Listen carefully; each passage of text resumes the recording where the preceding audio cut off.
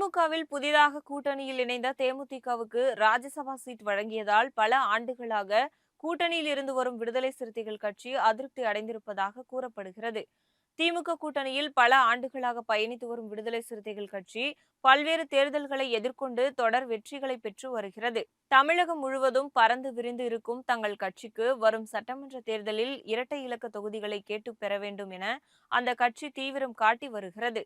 ஆனால் புதிதாக கூட்டணியில் இணைந்த தேமுதிகவுக்கு ராஜ்யசபா சீட்டை திமுக தலைமை வழங்கியது விசிகவுக்கு கடும் அதிருப்தியை ஏற்படுத்தியிருப்பதாக கூறப்படுகிறது. அது மட்டுமல்லாமல் விசிகவுக்கு 8 தொகுதிகள் தான் ஒதுக்கப்படும் என்று கராராக இருக்கும் திமுக தலைமை தேமுதிகவுக்கு 10 தொகுதிகள் வழங்கவும் முடிவு செய்திருப்பதால் விசிகவினர் கடும் கோபத்தில் இருப்பதாக தகவல் வெளியாகியுள்ளது.